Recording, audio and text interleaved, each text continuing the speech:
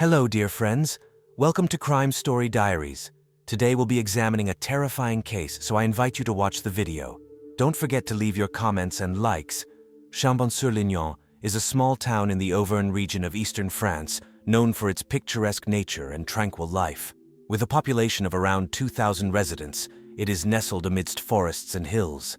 The main landmark and center of community life was the Collège Cévenol. Founded in 1938, the Collège Cévenol quickly became a prestigious private educational institution equivalent to a boarding school. It welcomed students from all over France and abroad, mostly from wealthy families.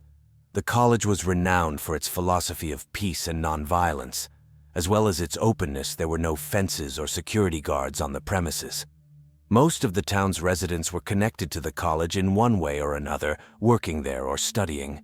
The Cévenol was the pride of the town, a symbol of quality education and progressive values. However, behind this idyllic facade lurked problems that would later lead to tragedy. Mathieu Moulinas was born on December 30th, 1993, into the family of Dominique and Sophie Moulinas. His father worked as a social science teacher, and his mother was an accountant at a clinic. Mathieu was the eldest of 3 children in the family. At first glance, Mathieu's childhood did not raise any particular concerns. His parents described him as a calm, pleasant, and inquisitive child.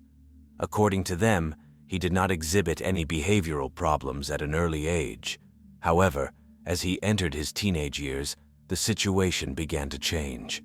Mathieu started showing signs of rebellion and disobedience.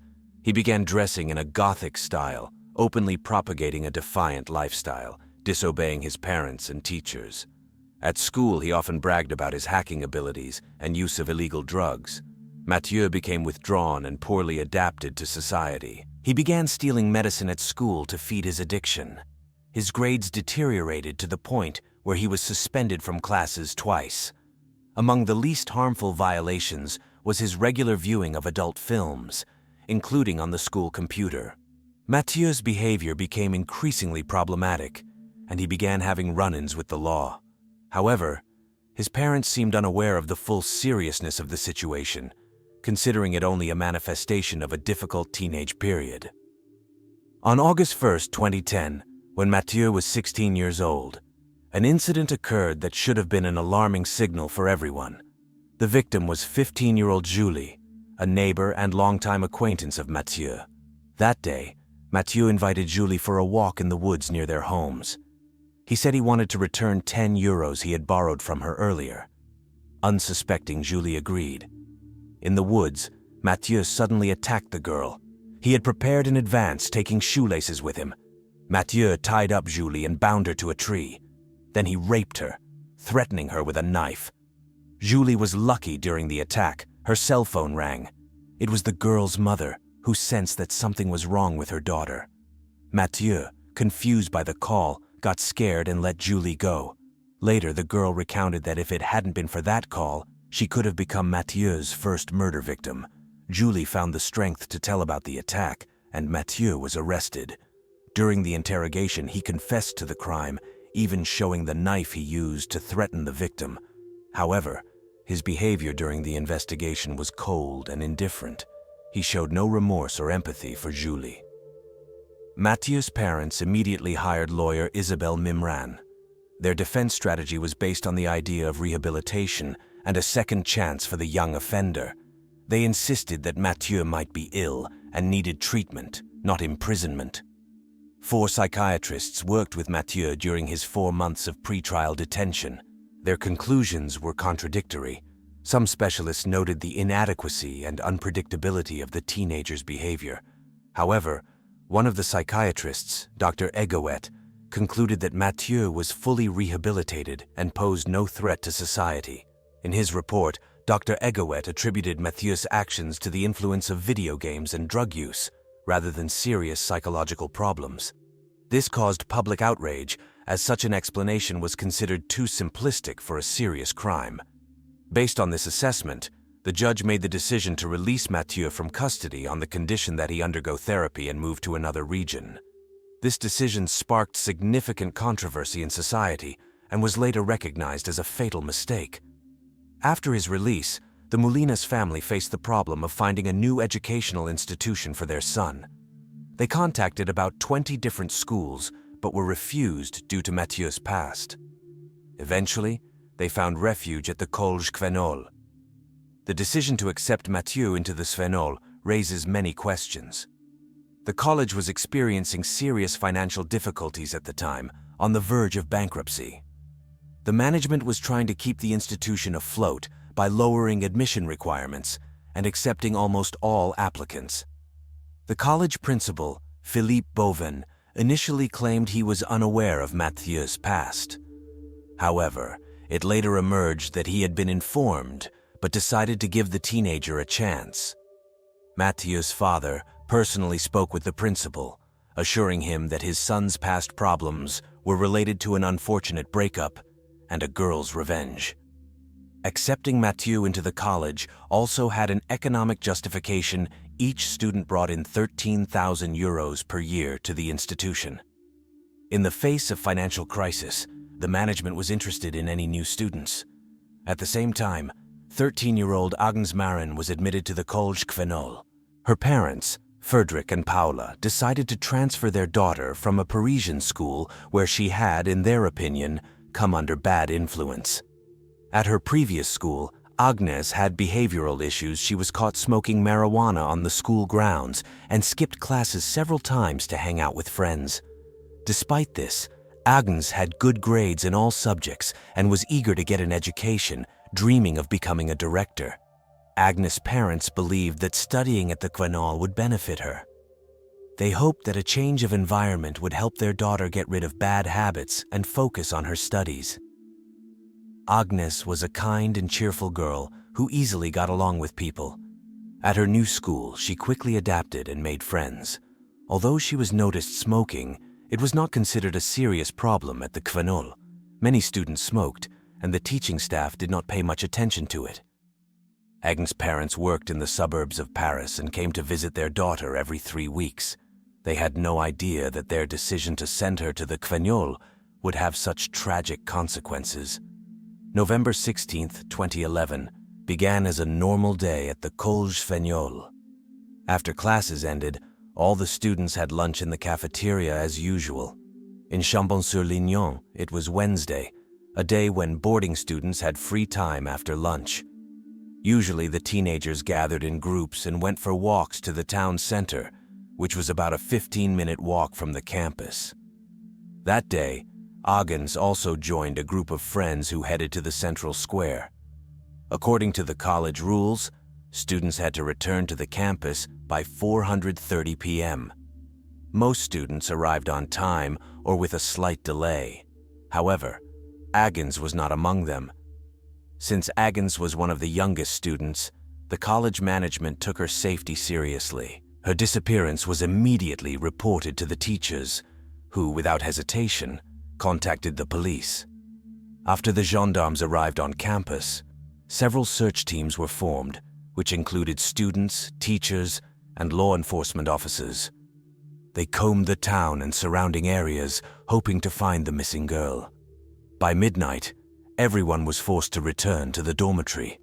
It was getting dark, and the students needed to prepare for the next school day. Unfortunately, Agnès was not found, and no traces of the schoolgirl were discovered. The gendarmes continued their search in the surrounding areas, but to no avail. Investigators questioned students from the girl's closest circle. Eventually, they were approached by Agnès' friend named Estelle. She was with Agnès on the day of her disappearance. According to Estelle, they met in the main square in the town center. The girls walked around together and parted around 2:30 p.m. Estelle did not see Agnès again. Such a meeting was a common occurrence and there was nothing unusual about it. However, on November 17th, when the gendarmes spoke to Estelle again, her story changed. Now she claimed that during their walk around town, Agnès twisted her ankle. Because of this, they lingered in the square. Estelle could not accompany her friend because she was in a hurry to get home, where her parents were waiting for her. According to her, Agnès did not ask for help and seemed to be going to meet some boy. This story seemed suspicious to the police. They could not understand why Estelle did not immediately report a certain boy who could have been an important lead in the investigation. Eventually, Estelle admitted that she had lied because Agnès was going to do something bad and had asked her not to disclose any information about her. Trying to understand in which direction to search for the girl, investigators found a mention of a young man Agnès was supposedly going to meet in her correspondence. It turned out to be 17-year-old high school student Mathieu Moulinas. When the police met with Mathieu, they noticed fresh scratches on his hands and face. Classmates confirmed that these scratches had appeared on the day of Agnès' disappearance.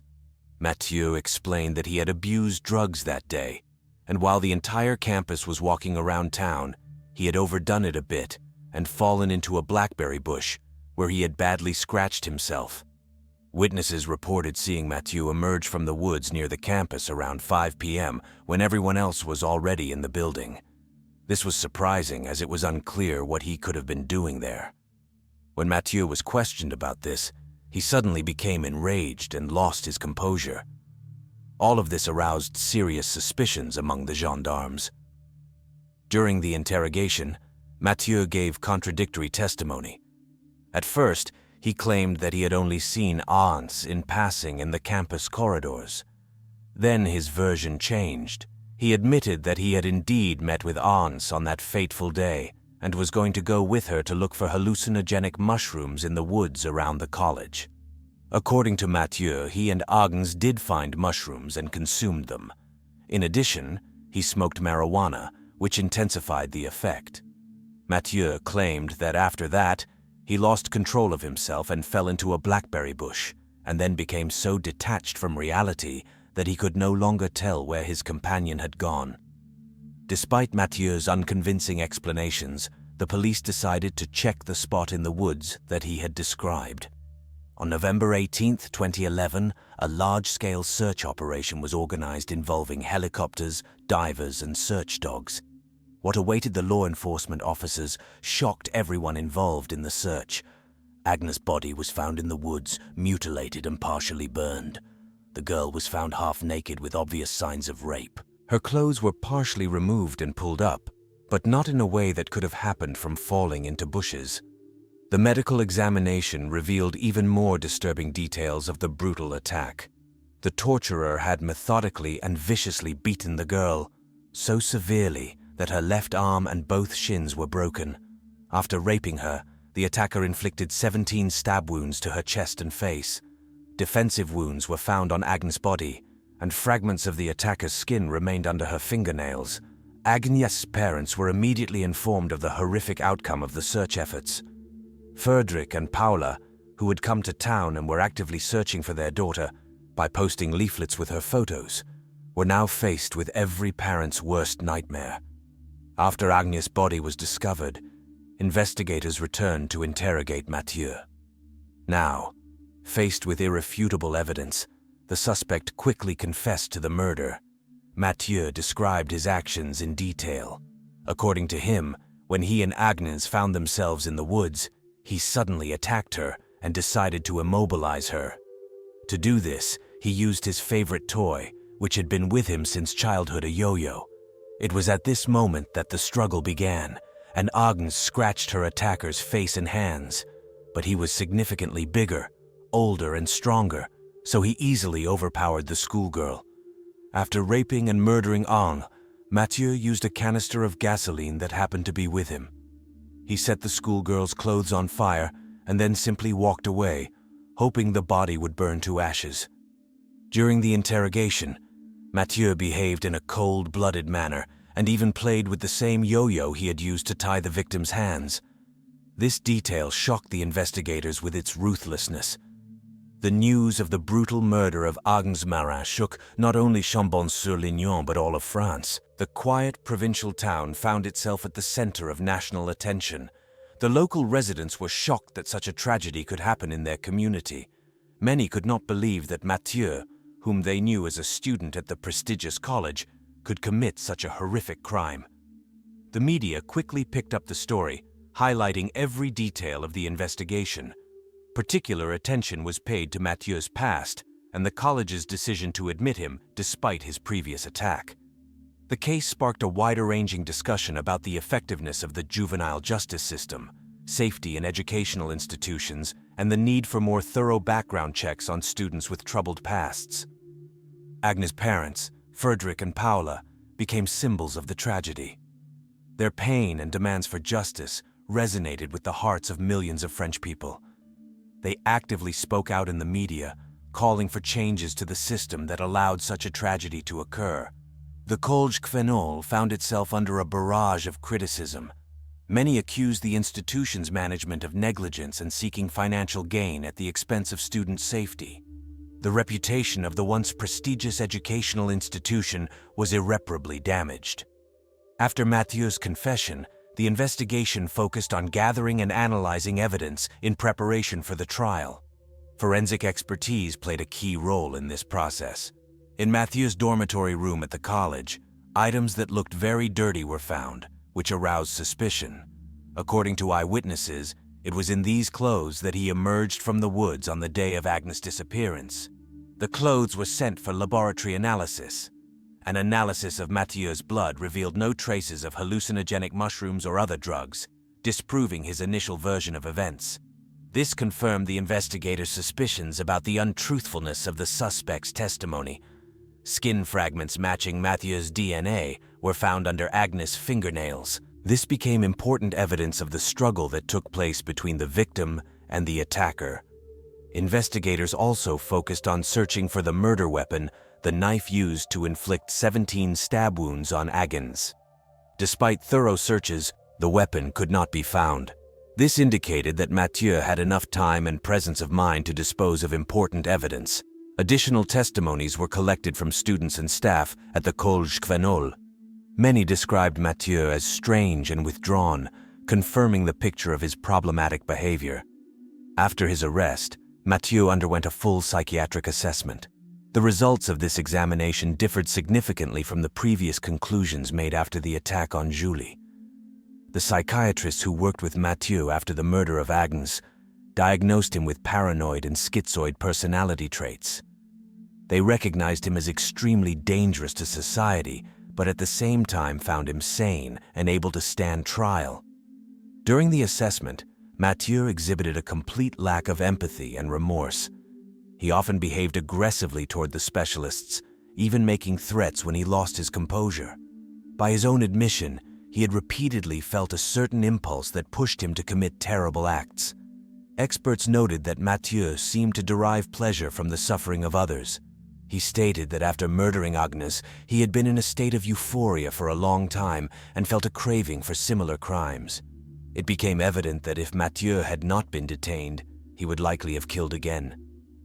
These new findings contrasted sharply with the previous assessment that allowed Mathieu to be released after the attack on Julie. This raised serious questions about the competence of the previous experts and the effectiveness of the system for assessing risks to society. The trial of Mathieu Moulinas commenced on June 28, 2013, and spanned a duration of 10 days. The case elicited considerable public outcry and media attention. Under French law, minors are typically tried in closed proceedings for serious offenses. However, the victim's family insisted on partial transparency during the hearings to shed light on the core issues and ascertain who was truly culpable for the events that transpired. Despite their pleas, the court denied the request for a partially open hearing. During the trial, shocking details regarding the crime and Mathieu's prior behavior were unveiled. It became evident that the supervision he received at the Cévenol College was catastrophically inadequate. It was revealed that he had never met with the psychologist assigned to him. Mathieu's demeanor throughout the trial was cold and indifferent. He acknowledged the facts, but exhibited no remorse whatsoever. His apathy towards the suffering of the victim and her family left the attendees in shock. Prosecutors advocated for the harshest possible punishment, considering the brutality of the crime and Mathieu's prior history. The defense, on the other hand, sought to emphasize the psychological state of the defendant and the lack of appropriate treatment following the initial incident. On June 28, 2013, the court rendered its verdict. Mathieu Moulinas was sentenced to life imprisonment for the rape and murder of Agnès Marin. as well as for the assault on Julie. This marked only the second instance in French history where a minor received a life sentence. Mathieu's defense contested such a severe sentence, particularly given that the defendant had not undergone adequate treatment following the first incident. The attorney filed an appeal, and the case was set to be re-examined in September 2014. The retrial proved to be even more agonizing for the victim's family, largely due to Mathieu's behavior. During the second trial, he spoke significantly more frequently and with greater confidence. His words were clearly not those of a remorseful individual. It appeared he relished the suffering of the deceased's family, who were forced to relive the horrors once more. Mathieu confessed that he had always derived pleasure from witnessing the suffering of others. He stated that after murdering Agnès, he experienced a prolonged state of euphoria and felt an inclination towards such crimes. In light of these statements, the jury upheld the verdict. The defense subsequently decided to file another appeal, deeming the sentence excessively harsh. This appeal was rejected. Thus, Mathieu Moulinas's life imprisonment was ultimately confirmed, with mandatory psychiatric treatment.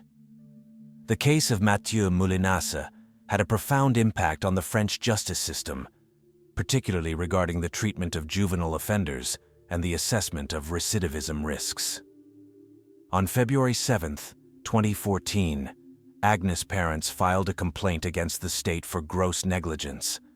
They believed that due to the errors of the psychiatrist, the judge, and the entire system, a dangerous criminal was allowed to roam free, leading to the attack on their daughter. The Paris Supreme Court ruled in favor of the victim's family. For criminal negligence, it was decided that compensation of $185,000 would be awarded. However, the parents' aim was not financial restitution. They sought to highlight the inadequacies of the judicial and law enforcement systems and to advocate for reform. This case sparked widespread discussion regarding the effectiveness of rehabilitation programs for young offenders and the necessity for more thorough risk assessments upon their release. Many experts criticized the excessive reliance on optimistic psychiatric evaluations without considering the severity of prior offenses. Questions were also raised about the accountability of educational institutions when admitting students with criminal backgrounds. The situation at Cévenol College underscored the need for more rigorous vetting and monitoring of such students. Cévenol College, once a prestigious educational institution, struggled to recover from the scandal surrounding Agnès Marin's murder. The school's reputation was irreparably tarnished.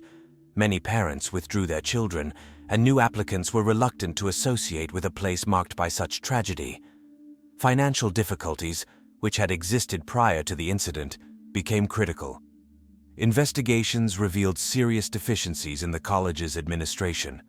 Notably, it became known that the director was aware of Mathieu's criminal history, yet still permitted him to enroll, driven by financial considerations. Ultimately, in 2014, Cévenol College was permanently closed. It simply went bankrupt, particularly in light of the scandal surrounding the admission of a potentially dangerous criminal among its students.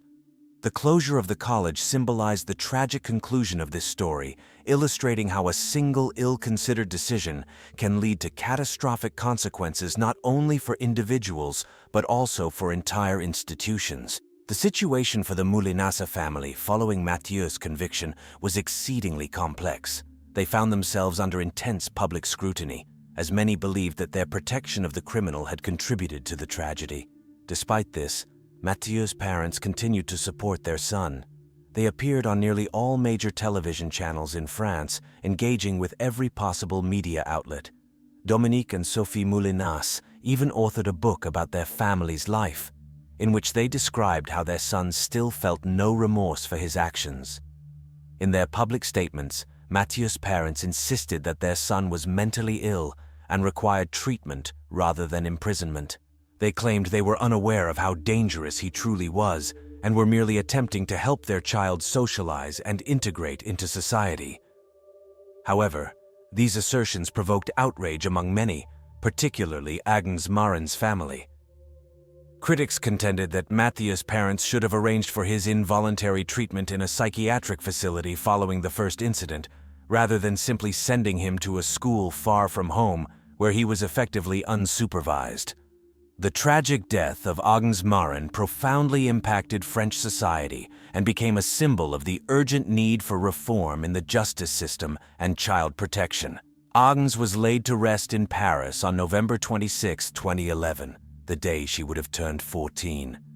The farewell ceremony drew numerous attendees who came to support the family during this difficult time. In memory of Agnès, several initiatives were established.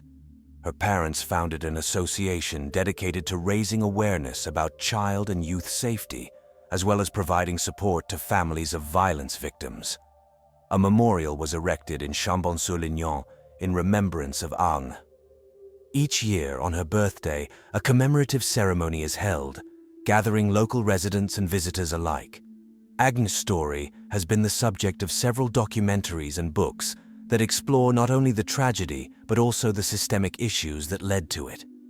These works have fostered extensive discussions about reforming the juvenile justice system and the necessity for better protection of children within educational institutions. For Agnès' family and friends, the pain of loss remains acute even years after the tragedy. They continue to fight to ensure that Agnès' memory endures and that similar tragedies do not recur. As of today, Mathieu Moulinas, now 30 years old, continues to serve his life sentence. His incarceration is characterized by a strict regime and mandatory psychiatric treatment.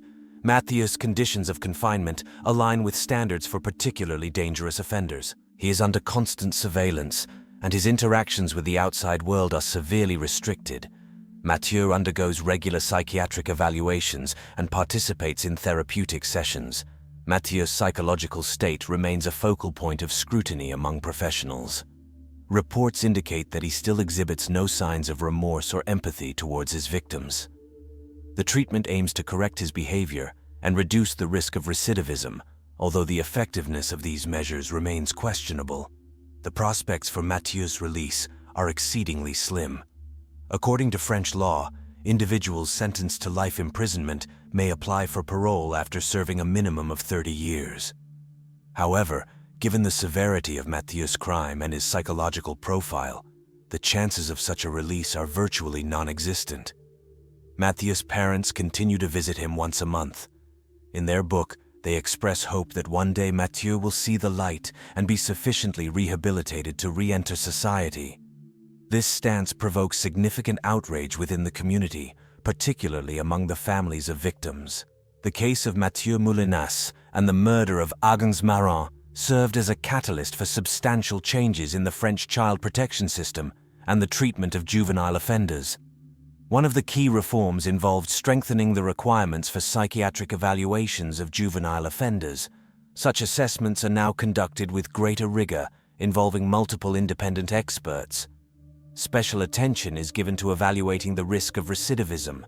More stringent regulations regarding the admission of students with criminal backgrounds into educational institutions have also been implemented. Schools are now mandated to conduct thorough background checks on such students and ensure appropriate supervision. The monitoring system for released juvenile offenders has been significantly enhanced. They are now subject to regular checks and mandatory psychological support for an extended period following their release.